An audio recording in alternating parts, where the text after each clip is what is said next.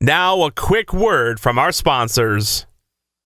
Don't forget to check out the Hockey Podcast Network's newest affiliate, NHLShop.com. That's right, the official NHL merchandise page. Right now, they're giving 20% off orders over $25 with code NHLICE25. Also, if you use our link that we're going to tweet out after this episode, you can help support us and the other hosts at the Hockey Podcast Network. The Hockey Podcast Network has also joined forces with Puffy Mattresses. They're not just any bed-in-a-bag company. These are America's most comfortable mattress, and right now you can get $300 off a new mattress plus a free king-size pillow. Plus, they offer a 101-night sleep trial, so if you're not satisfied with the mattress, you can return it no problem. Also, if you use our link, just like NHLShop.com, you can help support us and the other hosts at the Hockey Podcast Network. This is the Hockey Podcast Network, your home for hockey talk on every team in the NHL.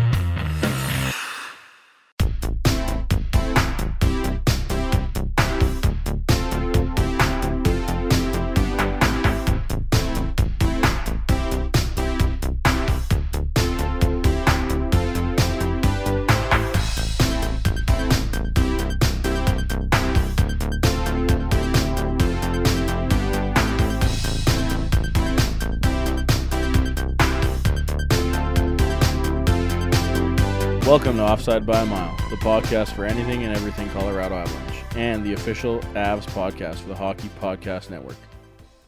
Well, if that wasn't the most exciting hockey game I've ever watched. Oh, yeah. Michael Hutchinson's debut as an Av, and the second game against the Detroit Red Wings for the Avs this season.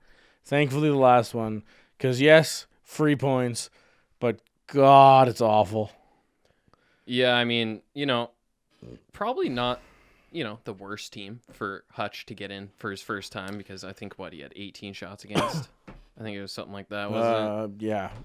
Yeah, 18 shots, so, it's like, ease him in. Just ease him in. Yeah, which I kind of mentioned the fact that I thought it was surprising that he got to start just because of the fact that Frankie played back-to-backs twice. Yeah. Not a terrible idea, though, when you look at the schedule and the fact that, if you give Frankie Saturday night off instead of Monday night off, he gets a 2-day break. Whereas if you give him Monday night off, he gets 3 days. So It's it's not a terrible idea when you look at it like that. I kind of tweeted that I thought it was bad news potentially for Grubauer's recovery. Today, that was proven wrong because Grubauer skated on Wednesday. Yep. FYI, for everybody listening on Thursday, like most of you, this is being recorded right before the start of the Ducks game. So, we're just talking about the Wings today. Indeed. I legitimately was bored. And I kind of mentioned on Thursday's episode that this was a trap game, and I wouldn't say the Avs played like it was a trap game, but they definitely played this like a game where they knew the opponent was a lesser opponent. Yeah, that's safe to say. I think it wasn't the greatest game in kind of any way you look at it. No, well, actually, no, it was great for one group. Can you guess the group I'm referring to? The people who are injured? The penalty kill. Oh. I was like, one day closer? But yeah, that's true. And, they've been really good lately and starting to actually lock it down and not getting scored on every game against on the power play. That's, because that was an issue for a while. So it's definitely a good thing to see. And yeah. I mean, even the Red, they were a little dangerous for a couple power plays. Yep. But it definitely wasn't a game with zero power play chances against for sure. And I think, that's kind of the thing about the Red Wings too, and definitely what I was noticing during this game is they are like so far from being a good team. There's probably like, I don't even know, like I only really could say Larkin and Mantha are like the only players on that team that are actually consistently giving a great effort. And even I don't even think Larkin's giving a great effort. I was just going to say, even then, there was times when Larkin looked like a bum out there. So, really only Mantha was the one who was impressing me, especially that he's been injured like a lot this year. Well, yeah, like you look at that roster, and you're like, Abdicator on Whatever the back. happened to him, too, right? He's on the back 9. He's on, like, the back, like, 4. Yeah, he's like... near the end. Well, he's old, right? Like, I guess he is a little bit older. It doesn't seem like he's that old, but... Robbie, it's been a while. Robbie Fabry has never been... Like, he was really shaped up. He was supposed to be something, never became anything. Yeah. Timashov was a waiver pickup from the Leafs. Mantha, obviously. Mantha, if people remember, was a offensive stud in junior. Yeah. And couldn't really play defense, and he fell down the draft board to the Red Wings, because why wouldn't he? While the Wings were actually still good. And they're like, okay. I think we can do something with this guy. Glenn Denning, depth player, potentially not even a player anymore on a good team. Darren Helm, old. Filppula, old. Bertuzzi. Could be something. I'd say he's probably a third-line player on a good team. Like, he's a good, like, role player that can put some points up, kind of, Comfer-esque. Yeah. Dylan Larkin should be a first-line stud. Should be. Nielsen, probably not going to do anything anymore. Like, he's past his prime. Gagne, clearly past his prime. Gagner. And then the defense is just, like, pieces and parts and hot garbage. It's going to be a difficult process for them. Right? It's like, maybe this Chalowski kid turns into something. Like Alex or Biega, he was something. Hronik was something. Or I don't even remember. Hronik or whatever. Yeah. He was okay, and he looked like he was going to be something, but it's like whether he can at the like an elite level all the time, I don't know. He played 25 minutes in this one. Yeah. Wow. But you just go through the list, and you're like, man, there's a lot of missing pieces. Yeah. And then in the goalie department, it's Howard, who has... I think his record on the season is like 3 and something. Yeah, I think he hasn't won since like mid-October. Yeah. Or something. Which I would say is like, wow, that's unheard of, except for Corey Schneider went a calendar year without winning a hockey game. Right. Last year. Yikes. So it's like, if it wasn't for Schneider, I'd be like, wow, he's having a really tough year. Yeah. Which he still is, but it's just like, Corey Schneider one-upped him last year. And wasn't it last year that they were like, there was a lot of talk around trade deadline that they were going to like get rid of Howard and stuff? Yeah, it was Howard and... Because everyone's like, oh, like he's... Because I think he played pretty good last year, didn't he? He was okay last year. Yeah. But it was just a case of like, it didn't seem like they wanted to sign him. Because I don't think he's going to be there long-term, and he's definitely not the answer. Jonathan Bernier, same thing. By the way, he's playing this year. It's like he might be going on the way out here. So. Jonathan Bernier, clearly not the answer. He's basically been the filler in every team he's played on, including here. Yeah. Right? Yeah. So it's just like, you look at that whole roster, and you're like, you guys have 2 pieces. Maybe 3 from like a solid contender.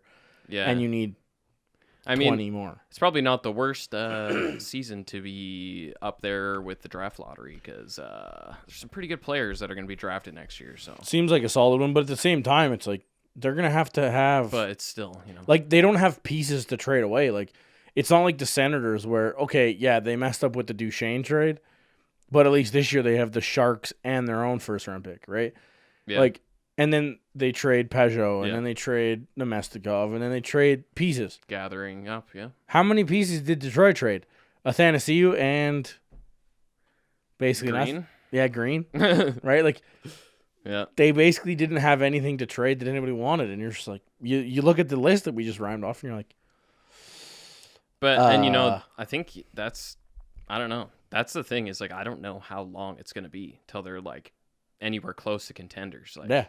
It's not. You can't even see any light at the end of this tunnel. But again, it's pitch black in there, man. I think I've said it on this podcast before. When it comes to like winning a cup and having success, I would deal with what Ottawa's going through. I would deal with what Detroit's about to go through and starting to go through. I would deal with a lot of these bad seasons. I would deal with the Avalanche's 46-point season to win a cup one time. Never mind go to the playoffs 25 years in a row. Right. Right? Yeah, like they had their time, okay, Red Wings. It's our time. It's okay to have bad times, especially nowadays where the draft is so important and you can't pay for problems to disappear unless you're the Leafs. Yeah. Robidaw Island. Yeah, I mean, yeah. Right? It's just stuff like that, right? Where it's just like, I would happily, 1 year of great success, I would take 10 years of absolute hot garbage. And yeah, they won 3 cups in I think so. 25-year. And I think went to like 5 cup finals. Yeah, like, it's tough, man. Right? And it's just like, like this is what you get. You take your medicine. And they got this nice fancy new arena, which I mean, little Kaisers. Probably a little expensive to go to a hockey game and watch your team do what they did on Monday night. Yeah, if we want to get into that. So kind of not game time decision, but more like morning of decision. Cale Makar out for this one. Yep. Cale Makar also out for the Ducks game on Wednesday night. Hopefully, fingers crossed, he's back for the weekend. Yeah, no doubt. Yeah, we need him back against Vancouver because we need to see that. We need matchup. him to beat up on Quinn Hughes. Yeah, for sure. But at the same time, I'd rather have him for playoffs. So 100%. Don't rush it.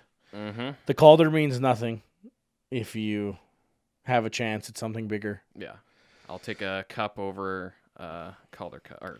That's the right. You know what I'm saying.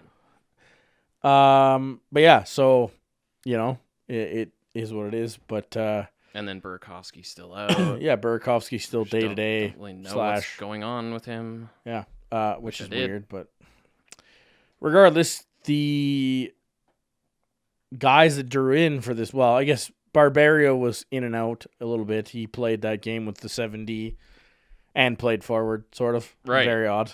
Like, but played well. Yeah, man. Like So wait, that was against. I think that was Saturday, right? Yeah. But yeah, like when he's playing forward, like he had some good forechecks and stuff, and I was like, huh. And then with Burakovsky, with Makar dropping out, Barbario gets to slot in as the 6th defenseman. Yeah. The new forward that draws in is Logan O'Connor, which proves like a great move. Yeah. But yeah, so game starts. Couple minutes in, Tyson Jost draws a beautiful penalty, working hard. Mm-hmm. Just what we like to see. Continues to, just putting in the effort. That's what I've just really noticed about Jost lately. He's in it. Yeah. Power play. We kind of talked about it on the last episode. Has been rough. It's kind of tough to watch. We'll get into how rough it's been, but it's been rough, and it went 0 for 4 against the Wings, which is kind of inexcusable. Yeah, I mean, didn't they not have like the 30th worst penalty kill or something? Yeah. So yeah. And when we get to the first Avalanche goal, we can figure out why they have such bad plus minus on goal differential here. Yeah. But a few minutes later is when we see the Wings go up 1-0 on a here is Michael Hutchinson moment for everyone. That was I got a bad feeling in my gut. I'll tell you that. This is why the Leafs didn't like him. I don't know where this has come from because, Jared, you and I have talked about it. Hutchinson started his career in Winnipeg with Hellebuck. Mm-hmm. Him and Hutchinson shared games for, what season was that? 14-15, 15-16? 14-15. 2015, I believe. One of those 2 seasons. Yeah. They pretty much split. I think they each had like 30 like- plus games. Yeah, for like 2 seasons. Yeah. Yeah. And they were both serviceable. Yeah. I think Hellebuck looked like he was going to be a better goalie, but it didn't look like Hutchinson was that far off. Well, like I feel like their numbers were relatively close. Yeah. And That's why they split. Yeah. It wasn't like they were splitting them for fun. Apparently can't say for at the moment. But yeah, so like he had some fairly successful seasons in Winnipeg. Yeah. And then has bounced around since. He kind of ended up in Florida. Then the Leafs traded for him, and he was their third string guy. Mm-hmm. Well, he gets thrust into the spotlight in Toronto this year, and the team mostly doesn't play well. And I'll give him a little bit of credit. The Avs didn't play very well in front of him either. However, this goal is brutal. Yeah. Yeah. There was that first little backhand on net at the very start, like I don't know, probably like a minute or 2 in, Mm-hmm.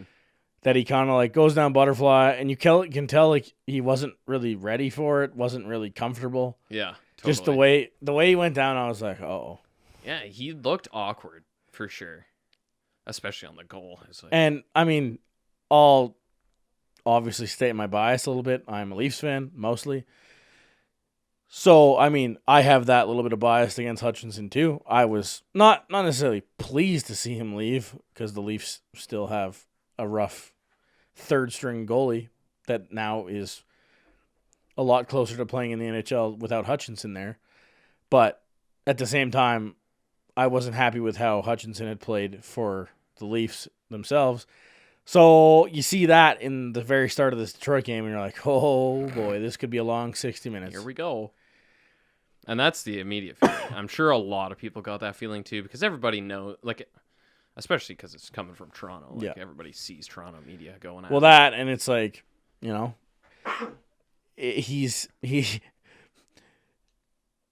you don't have a very good first impression, and then you have that first save, which is legitimately your first impression, and guys start going, oh boy. Yeah.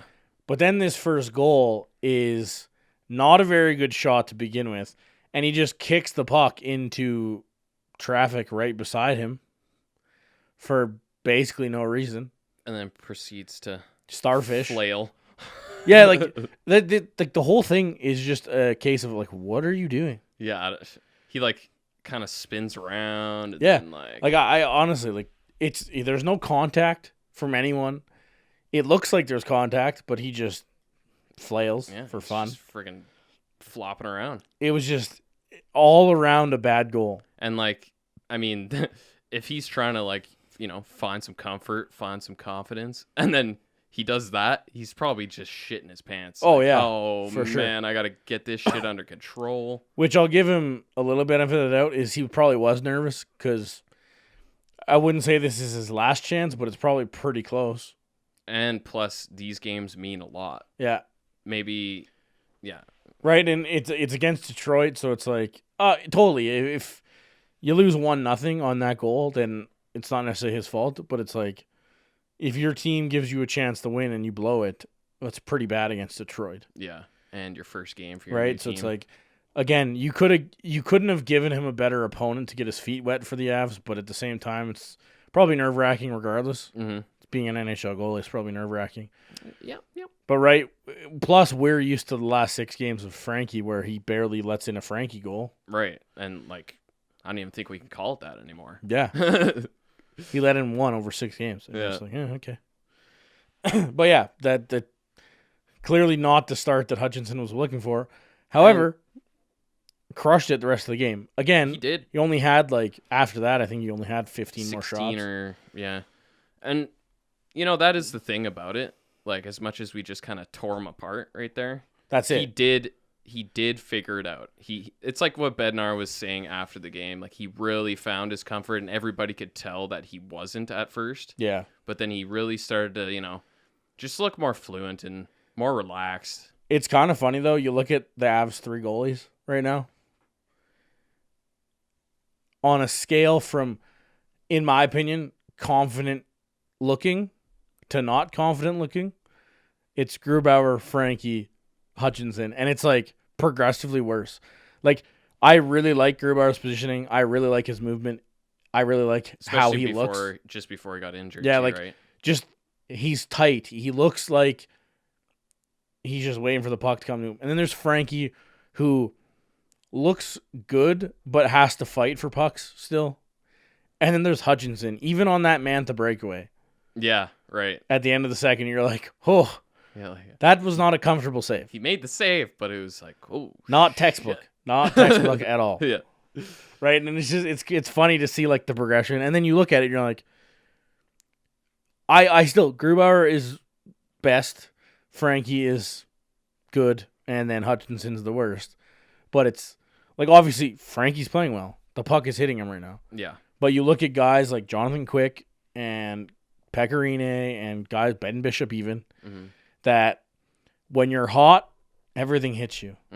But then all of a sudden these guys that flail around, and I'm not saying Frankie flails, but he does open himself up a bit. Yeah. But when things are going bad, those pucks just go through you instead. Yeah. Right? And You don't it get happened that to Frankie. bounce. It's happened to Frankie a little bit this year, not a lot. Yeah. But again, it's nice to have the option, especially with your third string guy, to be able to put him in and win you a game. Right? Yeah. I'm not saying Hutchinson can't do that, especially against the Wings, but in Toronto he couldn't, so this was his test, right? And I'd say he passed for sure, but it wasn't to say it was an A+.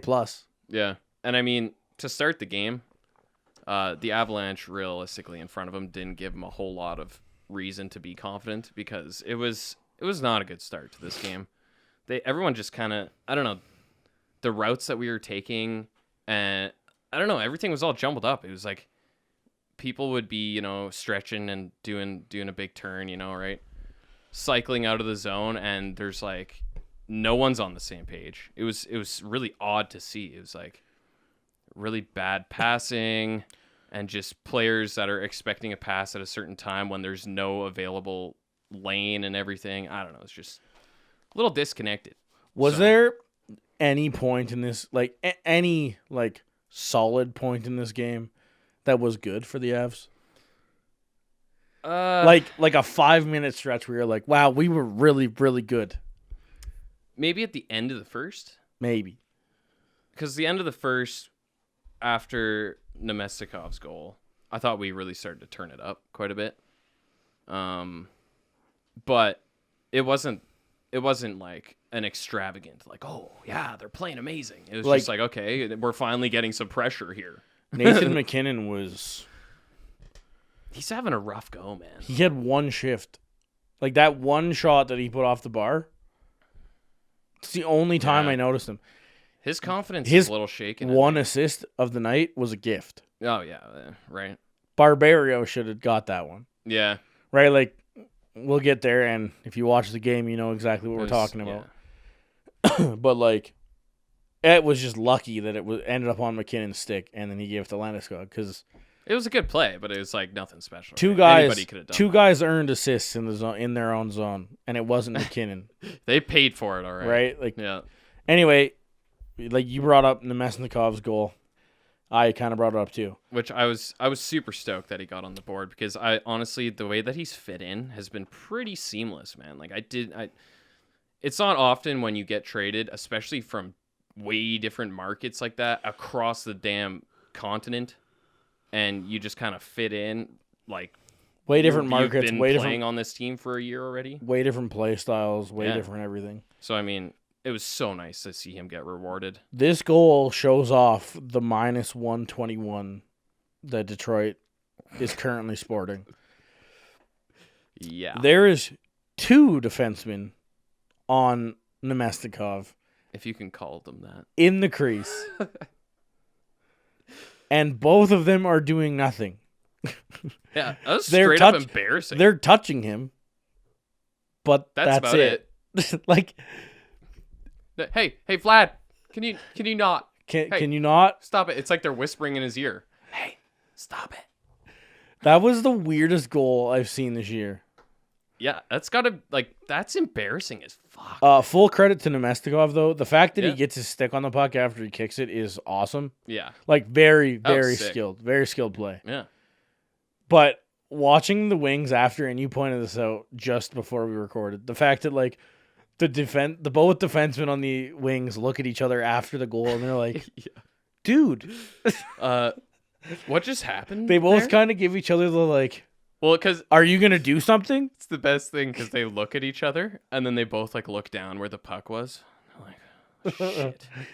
Fuck. I think we're riding pine the rest of the day here. Like, and then same with Bernier.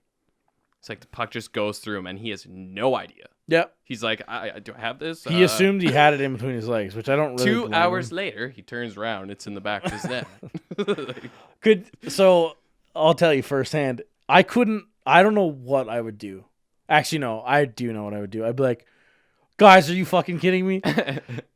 Because if I. That's like, the thing okay. is, like, I don't even think he knew what happened until he probably watched the replay and he's like, guys. They probably went to video and he's just like looking at them like daggers. Because he didn't even like turn around till the puck was already in, and he just like turns around. And he's like, oh. He probably just assumed that one of the two guys just got there. Yeah, like or was something, skating right? and just got there or something. I don't know. Like, just what a ridiculous goal. I don't even. Obviously, you're hoping that Bernier doesn't let the puck through. Obviously, but we've kind of talked about it with the Avs defense, where it's you got to move the guy that's in front of the net. At least we haven't looked that bad. I don't think many. I don't think have any looked team bad. has looked that Like, bad. that's one of the most embarrassing goals of the year because it's like, dude, like just come on, like how does that happen? It was hilarious. I laughed pretty hard. I like Confer's goal the other night, Martin Cout's first assist, where the pass is like tape to Cout. Yeah, It's like that's a pretty bad one, but it's like I see what you were trying to do. yeah. Like you were trying to make a nice breakout pass, and the other team just read it. This one, they're just like, you guys literally didn't even try. Cool. All right. Yeah. Okay. I'll take it. Just watching that highlight is just. This is the Red Wings season. That's all you need to see is just that goal. Guess the goal differential. You can sum up their whole season in one highlight. That's 10 seconds long. Dude. Yeah, but like I was saying earlier, that's finally after this goal was scored, the Avs started to like actually sustain some pressure and like get the forecheck going, because at the start of the game there's like, I don't know what the hell we were doing, honestly. And if we start games, like that's another thing. Our first periods went from like being one of the better periods to being definitely our worst period now. And like it seems like overnight, which I mean, if we're going to trade, if we have to have a bad period, obviously the first period is, at least we're not giving up like 3-4 goals in our first period. Yeah. Like we had done in our third periods before. But, we tightened up our third periods, but now our first period is like, I don't know. The first 10 minutes of every game seem like fucking garbage now. So, I don't know. Which is still funny because that, like, you put it in a perspective. The Avs had 14 shots in the first. They had 7 and 6 to follow that up. Yeah. And you're like, wow, the first period wasn't very good. Well, what was the second and the third? It was like, it was like Detroit really, really trying to do something. Detroit locked it down, right? Yeah, they locked down the, they wanted to keep the loss. They were playing to trap. Yeah, yeah, so not like nothing crazy in the second half of the first period. Yeah, like I didn't really, it was just more sustained pressure, and there wasn't really too much dangerous opportunities after that goal. Early in the second, like couple minutes in, maybe 3 minutes almost, Belmar smashes the crossbar. Of course. Why wouldn't he? We need one at least. It's the Avs. I haven't checked the goalpost counter in a while. I'm going to have to check it. It's creeping up there on 100, I'm sure. I mean, we're probably at 80 something. Probably 81 or 82. Barbero then takes a penalty on Larkin. Yeah. And Larkin was like losing his mind for a penalty shot. Not a friggin' chance. Jeez. He seems like a big old baby, doesn't he? I saw him too many times in this game, and I was like, dude, just shut your mouth. I mean, you are playing for Detroit. And that's what I was going to say. It would be frustrating as hell if you're like a skilled player on a team like this. Like, when do you think the last time Dylan Larkin was on a team that was, like, hot garbage bad? I don't know. Probably never. Probably never, yeah. Yeah, right? So it's like... Because, like, the Red Wings have been kind of bad, but this takes it to a whole nother level like, this but, year. But, like, I'm talking before he got to the Detroit Red Wings, it's like, probably never. Yeah. But again, right? Avs kill the penalty. Ryan Graves takes the high stick a little bit, like, right before the end of the Barbario one. 5-on-3 for, like, I don't know, 20 seconds or 15 something. seconds or whatever, yeah. Not really much came from that, regardless of the extra 5-on-3 time, but Yeah, I mean, our penalty kill's been good. yeah, And, which is a nice change, and it's a good time for this to happen. And, like, Comfort and Jose are both getting quite a bit of PK time, and they've been doing a really good job. I think that's a good call, too, because both those guys have been two of the hardest working players on the ice. Lately, night for in, sure, night out. yeah. So, I mean, Comfort, they're no stranger to being on the PK. Comfort for, like, the majority of the season. Tyson Jost lately is what I meant to say. Yeah, for sure. So, I mean, at least there's a positive in that. 50% of our special teams is looking really good right now. The other 50% is looking pretty bad right now. Just find something. They do say that you're supposed to hit, like, your PK and your penalty kill percentages your PK and your PP percentages should add up to 100. Oh, right, yeah. I mean, the Avs are above 100 lately. Yeah. It's basically 100 because the power play is doing nothing, but I mean, at least the PK is doing 100. Yeah. Yeah. So, yeah. I mean, positives. I guess it's good. Silver lining. I mean, you can't lose the special team battles if there's no special team goals. Yeah, fair. 0 for 4, 0 for 4. A tie is okay. Whatevs. We know our 5-on-5 play is going to... I don't really know what I just said there, but I tried to say 5-on-5. But our 5-on-fly... Fly. Pretty good. Pretty good team in 5-on-5 category. The 2-1 goal, I think, is the next item on tap for the second period. Again, there was a whole lot of nothing in this game. Yeah. I mean, Detroit did start to get a little bit of pressure, especially the top line. There's like a few shifts in a row for them where they actually did a little bit of stuff. 4 minutes power play time will do that. Yeah, it's true. But yeah, this goal. This goal is This goal is what you want from your third line, and it wasn't the third line, which is awesome. I don't think this was a line. I think this was a mid-line change or something. Yeah. Because Logan O'Connor was not playing with Landeskog and McKinnon. Yeah. I almost said LeKinnon. LeKinnon. Yeah. But Barbario in the corner gets absolutely laid out. Makes the play to McKinnon. McKinnon chips it to Landeskog, who then also gets absolutely destroyed. Gets manged like up. Even worse than Barbario. Like almost suicide pass style. Who then hits, while he gets laid out, hits O'Connor for a breakaway pass. And O'Connor makes no mistake on the goal. A beauty. Yeah, man. What can you say about Landeskog, especially lately? He's been back to Captain Landy status. Yeah, for sure. The last 2-3 weeks. Maybe even a month. Yeah. Pretty much since he settled in from the injury. Yeah. Right? Like, that's kind of... Yeah, he got his feet under him, and then look where he goes. Like, he's just been nuts. And plus, yeah, because he, came back, and he probably wasn't quite himself, right? Like, is it right after the All-Star break he kind of heated up? Yeah. Probably pretty close. And because he had a couple bad games, and then they sent him down to, the third line. Mm-hmm. But then I'm pretty sure, right, it was right when Rantanen got injured. Mm-hmm. They brought him back up to play with Burakovsky and McKinnon. And then he just started going off and, making some great plays. And, you just see the effort and the grittiness coming back a little bit more, And I think maybe that third line time kind of helped him find that again. Yeah, maybe. But, man, he's been so good. And that's just, those are the sacrifices you need to see, especially from the guy who's the character of the team, That's he's a lead by example captain for sure. 100%. And yeah, it's just like, let me show you guys the way. And I mean, McKinnon for the most part this year has been the same kind of leader, but for whatever reason, he's just having a tough go lately, which is uncharacteristic of him.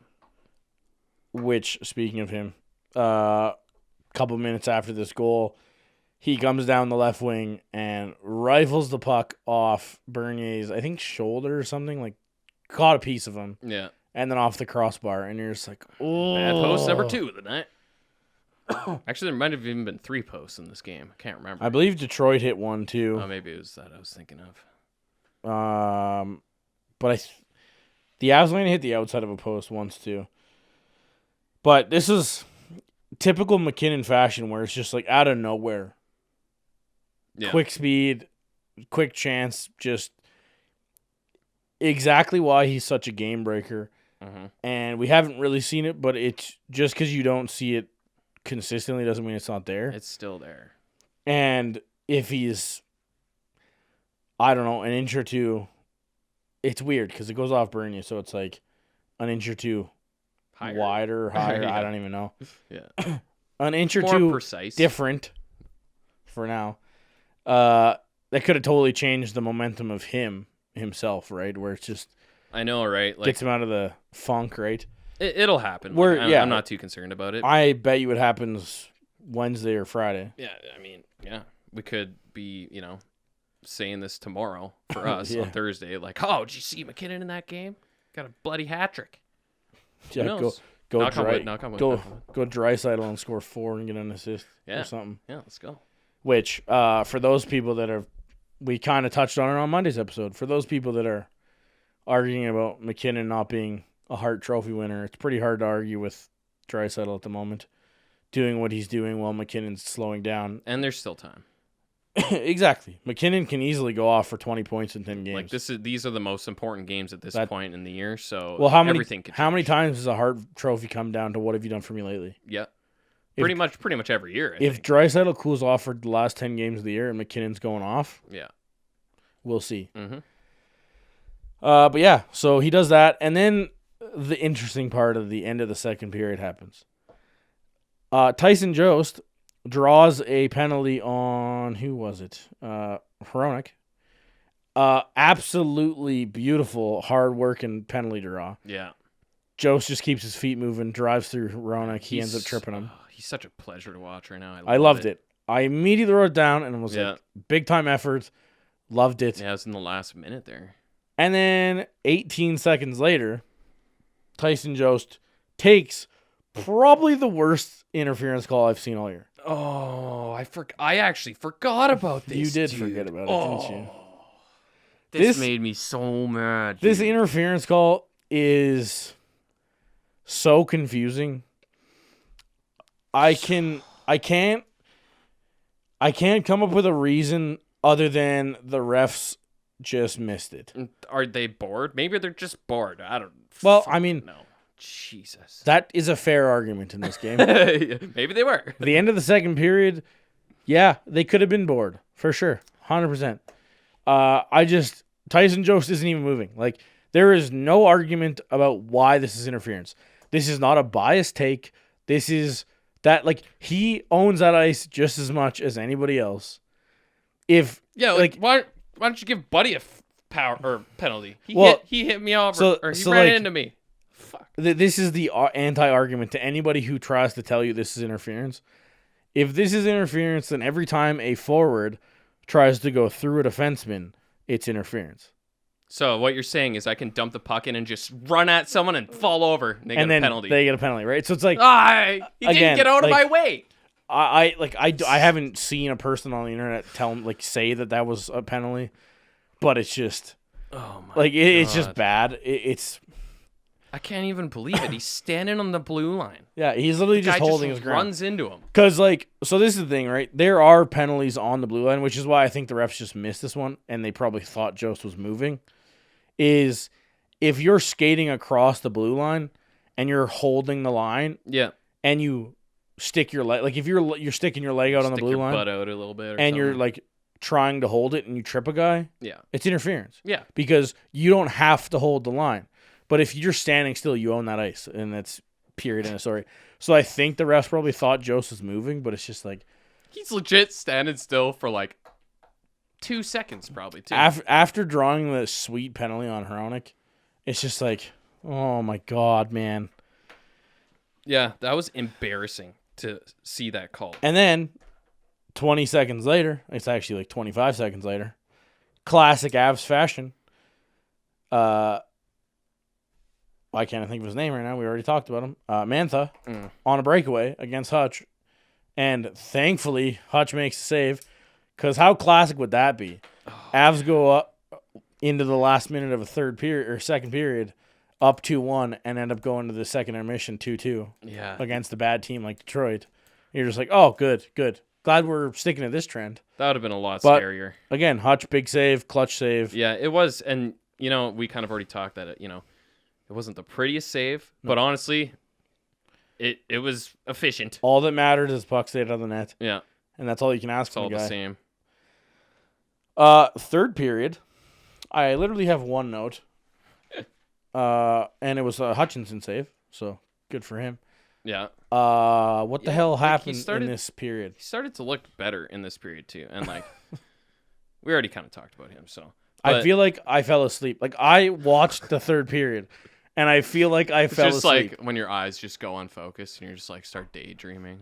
I'm watching a hockey game. You know when you're reading a book and you like get to the bottom of a page, you're like, what did I just read? What the hell did I just read? That's what the third period felt like. Yeah. It's like, wait, did that actually just happen? I mean, yeah, that's been both games against the Red Wings this year. I've been like, oh, what's happening? But to be honest with Hutch, the 10-minute mark when he makes the save, like he robbed Mantha again. So it's just like, yeah, it was Mantha again. Yeah. Again, like you said, most dangerous player. The only guy that really had a good night was Mantha on the Wings.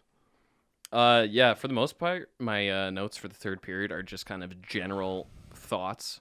But I thought it was also absolutely hilarious how we come out in the third period. Bednar's sitting there talking to the coach. Bednar's sitting there talking to the ref, and he's like, I just want to know what he's saying to him, because he's probably like, dude, what the fuck did Jost do to get a penalty there? So that's interference, huh? What are we calling? Are you going to keep calling that? Should I tell my guys to jump out of the way when someone's going to run into them? I just thought it was hilarious because you could just see Bednar. He's like what the hell are we calling here, boys? Yeah. I thought that was pretty damn funny. And I think he's got it right for sure. Oh yeah. But one of the things we kind of already talked about Barberio, and I don't think maybe he's gotten a little bit more chatter going about him lately, but he hasn't really got the praise I think that he's maybe deserved this year. Being a guy, this is one of the toughest roles on a team, especially when you're talking the last couple of games he's had where he's been shoved into wing. He's playing forward. What? It was so funny in his interview. He's like, they ask him, so you're playing forward and blah, blah, blah. How's that? And he's like, I've played forward before, when I was a kid. But it's just so this guy's coming in. He's like a depth D man. He's been with the team the whole year. He's played, I don't even know how many games he's played. I should have looked at that, but not a whole lot. Probably around 15 or something. Yeah. That's one of the toughest positions to be put in, I'm sure, for NHL players. You're just kind of sitting there, you're practicing with the team, and then one day, every couple weeks or something, Bednar's like, all right, you're slated in tonight on wing or something. Yeah. And he's like, oh, okay, well, he gets ready to go, and every time he's played, honestly, I don't think we've bitched about Barberio at all this year. Have we? I don't think so. We've bitched about Zadorov. We've bitched about Cole. We've bitched about Gerard at times. We've bitched about Johnson. Fair. I don't think we have ever bitched about Barberio. Yeah, I think you're right. I don't think we've singled him out once. So, and he's a quick dude. He's a lot quicker than I ever thought he was until I've, really watched the Avs, obviously, all year. And I'm just that's the kind of player that could very well like solidify a hurt defense in the playoffs. That is exactly the 7 or 8 guy you need for the playoffs. 100%. And so, 100%. I mean, he puts our D in a good situation because he can take some load. For that sounded nasty. Oh my god. Oh, Jared. That never happened. Oh my god. This is a family program where we swear, okay? You're not allowed to say people take loads. Boy, let's forget about that. Jesus Murphy. Anyway. Holy Jared. Oh my god. Okay. Phrasing. Anyway, moving on from that one. Oh my god. How do I bounce back from this? I don't know. You can talk. We kind of talked about the PK being solid. That was 22 straight penalty kills for the Avs, which is obviously part of the 7-game win streak, so that's nice. But I think that's unheard of this season. Very solid. On the flip side, we've talked about how bad the power play has been. In the last 2 weeks, so 7 games, the Avs power play is 8.3%. Good enough for worst in the league. 8.3. That's less than 1 out of 10. Oh my god, dude. That is so bad. That is worst in the league. How too, right? I mean, yeah. I guess we got some injuries. Yeah, you can right? say that. We've said that for the whole season. I mean, yeah. Eventually, you're still playing 5-on-4, guys. This isn't minor hockey where you're up 5-on-4 and you take a break because you're like, oh, it's easy. We're up a guy, right? And it's just, man, I'm happy to see the penalty kill starting to work, but this is not acceptable. Like this penalty kill or this power play can't be. I wonder what the practices are like. Do they have our power play probably does not score on our penalty kill if that's how we do it. Like, there's probably 0 goals in that too, and they probably run that shit like 50 times a day. Like Hutchinson and Frankie are just like bored. Yeah, that's why Hutch looks so uncomfortable. Are you guys gonna shoot or what? But yeah, I mean, that man, we've been talking about it all year. It's like I thought by now it would have been a little bit more positive talk about the power play because they've had the whole fucking year to figure it out. Yeah, right.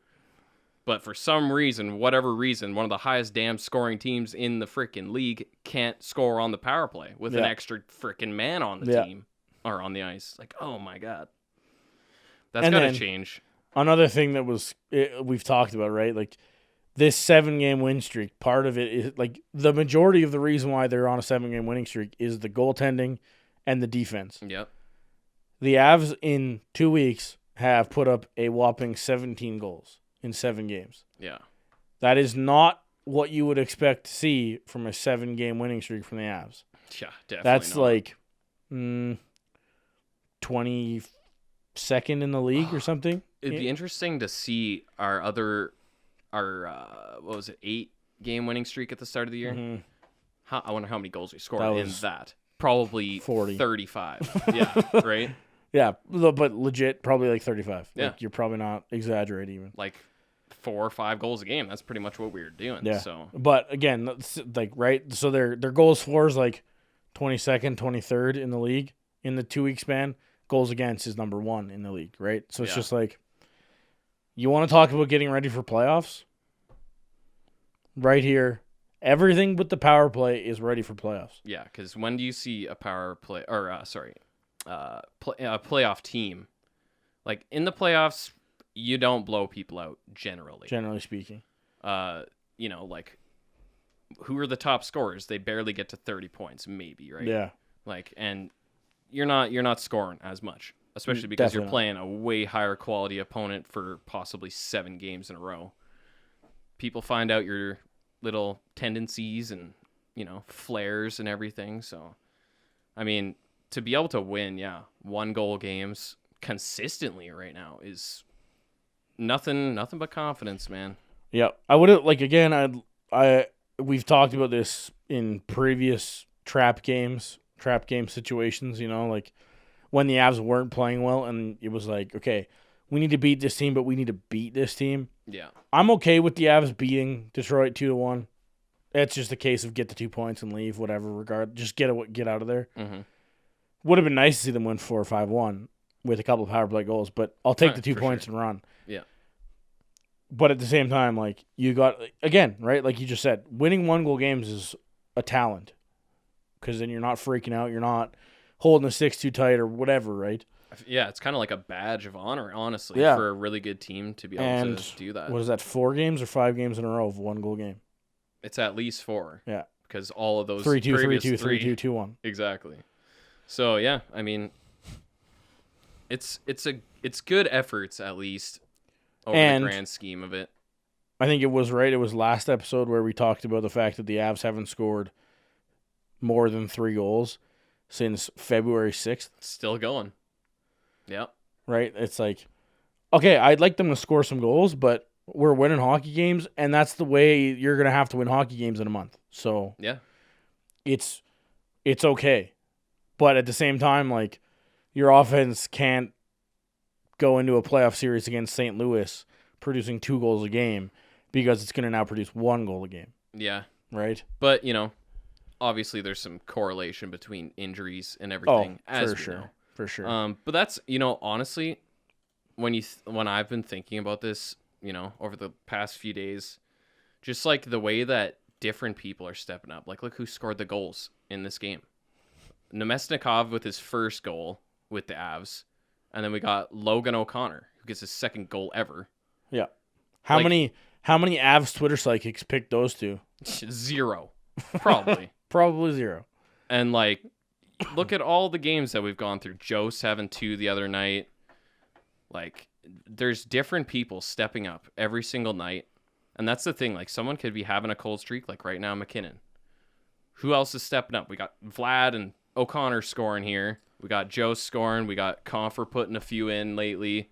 Landeskog's starting to turn it up now. He went through a huge rough patch. Who was playing well then? Oh, Rantanen started turning it up. Burakovsky was turning it up. It's just every single time there's someone down, there's like multiple players that'll come up. Like Nuke at times this year. Chuchi. I was about to mention that. Happy birthday to Val Nichushkin, or Chuchi, as it was put on the Avs Twitter account. And if you don't think I like that nickname, I really like. It's just fun. Chuchi is fantastic. It's fun to say. Man. Choo is okay. Chuchi is amazing. Like, no more Nuke here. I don't think it's going to be Chuchi. Yeah, I mean, I don't know how many people are going to argue with that. And honestly, I haven't seen the Nuke nickname been thrown around. And we got told by you guys, okay, fans. We got told by you that you wanted us to say Nuke because that was cool. That was the cool thing to say back then. Chuchi is better. Now it's Chuchi, okay? I love it. But happy birthday, buddy. But yeah, like Chuchi stepping up. Oh my god, that's gonna be so fun to say. And then like Kadri and right, exactly, like when Calvert and stuff like that, right? Right. Like Cale Makar. Right, Cale Makar hasn't scored in a while. Kaut, that's also in the last, little bit. Yep. He's been stepping up. Like, that's what I mean. So that's why you just get such a good vibe. Like everybody's just like, it's such a good family that the Avs are, and that's like goes towards the huge freaking road win streak that we're on. Franchise record. That's our 9th straight. That is insane. That is crazy. 9th straight, setting franchise records this year for that. And, 7th game in a row too, not too shabby. But 9 wins on the road straight, that's incredible. Yeah. And especially with like everything that's going on. Like this team goes on the road and it's like, I think they were interviewing Johnson maybe. And he was kind of talking about that because they were asking him about the road win streak. And he was like, man, we get on the road and we just, we can't wait to go out to dinner with each other, go hit up the town, go have a couple beers or something. They had a day off yesterday. And that's what Johnson was saying. Oh, well, maybe we'll go, have some beers over here, blah, It's like everyone loves each other on this team and they're pulling for each other. And you can tell. Yeah, for sure.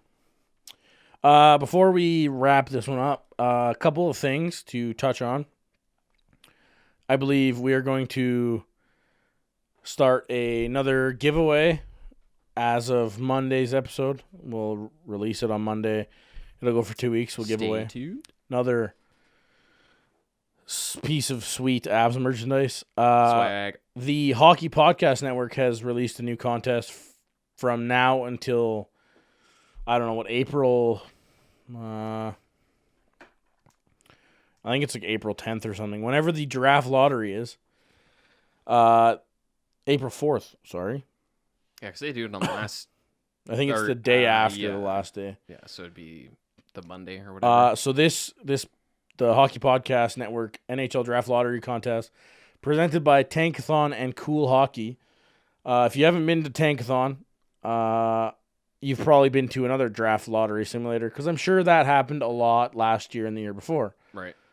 Or maybe not last year, the year probably before happening that. a lot this year, too, because everyone's like, Lafreniere. Yeah, right. Lafreniere. But for Avs fans in general, when the Senators were getting, when we were getting the Senators pick, you probably used it a lot. Yeah. But that being said, all this is, you don't have to technically use the draft lottery simulator as is normal. You can run it as many times as you like. The moment that you have a 15-team list that you like, that you think is plausible, whatever, you can submit that 15-team simulation, screenshot it, submit it on the Hockey Podcast Network tweet. We will retweet that and share it and all that good stuff tomorrow. Well, I guess Thursday. And if you get 15 out of 15 draft picks or 15 of 15 of the draft order correct, you will win yourself a $200 gift card to Cool Hockey, which is a fantastic partner with the channel for hockey jerseys for the most part. Yep. All that merch, baby. Custom jerseys, you name it. They pretty much have every jersey you're looking for. And yeah, I think rather than the typical couple $100 for a custom NHL jersey from NHL sites, these are legitimate NHL jerseys, but I think they're $240 Canadian or something. So for you guys in the States, it's probably I don't know, 180 or something, maybe with a little bit of shipping. But that $200 gift card is probably going to get you a jersey. So if you want a new Avs jersey, maybe a Stadium Series jersey, maybe not because they weren't the greatest. Whatever. New playoffs jersey for your Avs, whatever. Need a Cale Makar jersey because you haven't got one. Get your Chuchi jersey. Preemptively get your Bowen Byram jersey because the dude is crushing it. Same with Newhook, speaking of that. Yeah, Newhook is crushing it. Yeah. Preemptively get one of those. Not a bad idea. That being said, it's going to be a pretty sweet one. I'm definitely going to enter it. It's probably going to be awful because I'm going to pick I don't know. Who's going to... Somebody ridiculous that's going to finish Carolina. Edmonton. They'll finish No, Jared. No. That's not... No, I couldn't even do that. Can't even joke about it. If I won $200, not that I don't think we can win anyway, but if I won $200 and the Oilers won the lottery because of that, I would probably just disappear. Did I do this? I'd probably walk myself into the mountains and just disappear. No, I can't. I don't even think I can participate in the Oilers winning another draft lottery without winning something from it. No, it cannot happen. Yeah. Yeah, so that being said, the Avs are playing the Ducks tonight. Wednesday night. Happy times. Hopefully our happy thoughts lead to happy points for the Avs. Mm-hmm. Extend the win streak. Keep her going. Knock on wood. It's got to come to an end eventually, but not tonight, preferably. Tonight is not that night. Vancouver is the opponents on Friday in Vancouver. Again, like Jared said, hopefully Makar's back. We can have the Quinn Hughes versus Cale Makar battle. Hell yeah. Everybody in the league wants to see that. The Canucks are in a interesting spot. They have been sinking a bit. They play Arizona tonight too. That's huge. Last night. Yeah, they've been sinking. They haven't won very many games lately. They've been having injury problem. Basically since trade deadline. Yeah. When they got to Foley, I think it was a game after trade deadline, Markstrom got hurt, and it's just been... Yeah, ouch, dude. He was in the talk for freaking Hart as well, right? Yeah, so. Markstrom was covering up a lot of holes. Yeah. And Demko is not covering up the same holes. He's creating some, it seems. But yeah, so next episode we'll be talking about that and like the Ducks game and the Canucks game. San Jose is a late one on Sunday, so that'll be after the podcast is recorded. So San Jose and LA will be the Thursday episode next week. Yeah, it's kind of nice. We don't have to talk about 3 games and run you an hour and a half. Yeah. Just an hour for one, like this. Classic. But yeah, so, I mean, hopefully Friday's a good game. Hopefully Wednesday turns out good and we can all be happy and going for 9 straight on Friday. But the Ducks are an interesting team. John Gibson can steal him a game every night. So as we saw the last time we played them, right? He exactly. played out of his mind. That's true. So I forgot about that. It ain't no cakewalk. They're not very good, but they have good. Unlike the Red Wings, they have a goaltender that can steal them a game. Yeah, that's true. True if enough. Anthony Mantha was a goalie, Monday night could have been different. He's probably got the stature for it too. He's a pretty big huge boy. But yeah, thanks for tuning in to the Thursday edition of the Offside by a Mile podcast, and we will catch you on Monday. Now a quick word from our sponsors. Last but not least today, we have a fantastic deal from Reebok. Reebok is offering an extra 50% off if you use the code GETDOWN, no spaces. This would be a perfect time to get yourself some new workout gear, maybe some UFC fight merch. Whatever you're looking for, this code will save you some money. Also, same as with Puffy and NHL Shop, if you shop through our link, which we will tweet after the episode, you can help support us and the Hockey Podcast Network. Again, thanks for tuning in to our growing network of podcasts, and we hope you enjoy our episode. Don't forget to visit us on Twitter at Offside by a Mile to join our conversation and have your voice heard. Also, check out the rest of the Hockey Podcast Network on Twitter at HockeyPodNet and thehockeypodcastnetwork.com. You can listen to the podcast there or anywhere you get your podcasts from. The biggest thing you can do to support us is by going to iTunes or Apple Podcasts and giving us a 5-star rating. Also, if you're looking to donate to the network, visit the Hockey Podcast Network's Patreon page. All donations go straight to the podcast host. Thanks, and see you next episode. You're listening to the Hockey Podcast Network on Twitter at HockeyPodNet. New episodes every Monday and Thursday. Download at thehockeypodcastnetwork.com or wherever you get your podcasts from.